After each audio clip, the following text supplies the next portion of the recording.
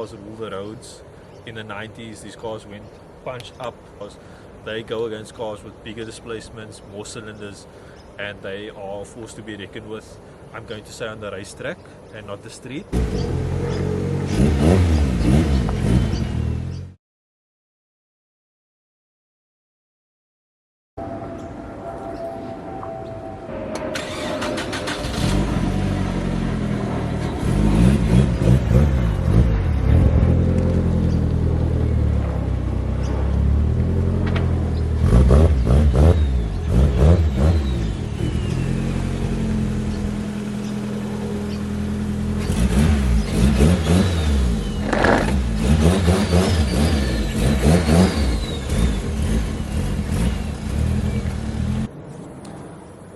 Hey guys, welcome to another episode of Akeel HassanVideo. In the light of merging two countries or mixing things around, I always admired this, as we would say, Sabre GXI old spec.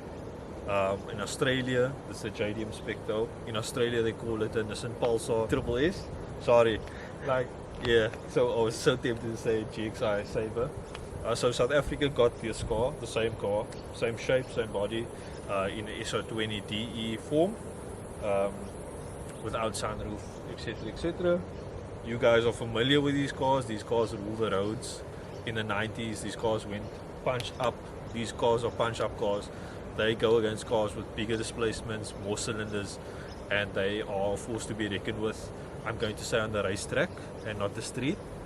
So what I have behind me is a n14 SSS Pulsar Nissan, right? They look the same like our cars back in South Africa. This is a JDM spec, however, so it's got the 4 fog lights in front, but other than that, on the outside it's identical to our old spec Sabre GXIs. These are great cars, like for 2-liter NA 4-cylinder. They're fast, they're reliable, they get you going where you need to go. But this one's different, obviously. This one's a turbocharged SR20 DET running a Haltech management. No fast bits wastegate. With the capability to run E85 as well. It's been tuned and it's in the region of 220 kilowatts.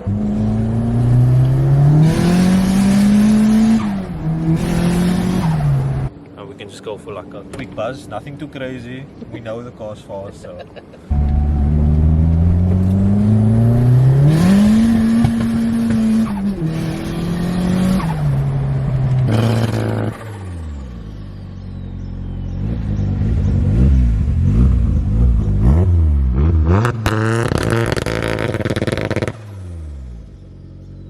Be wherever in the world, there's always something similar, and I like to draw that comparison. You guys know this already. It's not just, oh, it's a South African spec car. I like to see what's available locally, what the differences are. Like, we never got those 4 fog lights in front, that the differentiating spec between, lets you know if it was JDM delivered or Australian delivered. And the sunroof as well, we got the normal tilt up, yeah, and inbuilt as well, yeah. And then let's talk more about the engine. Like, I'm on this side, you're on that side, but like, so it's you just got a P12 tappet cover, yeah, to you know, confuse the guys. Yeah. Then you've got a Aeroflow turbo, which is a brand here. Aeroflow turbo. It's got a tog manifold.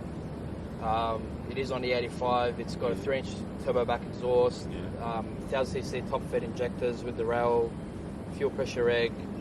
All the Haltech sensors to go with it, obviously front mount intercooler, yeah, just slightly bigger than it would be on a Pulsar GTI. And you've got the Pulsar GTI bonnet as well. I've got the bonnet, yeah, I've got the GTI bonnet, obviously, yeah, for venting.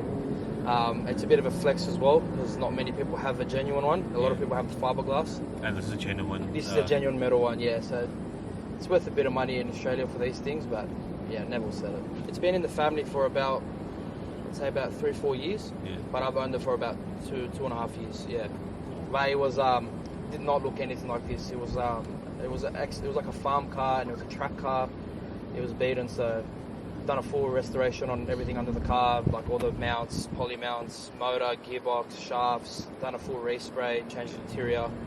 Yeah, it's undergone a lot of maintenance and work done while I've had it. That's what it's all about. In the 90s, you either, if you were into JDM cars, you had three options. You were driving a Toyota, so you were driving a twin cam.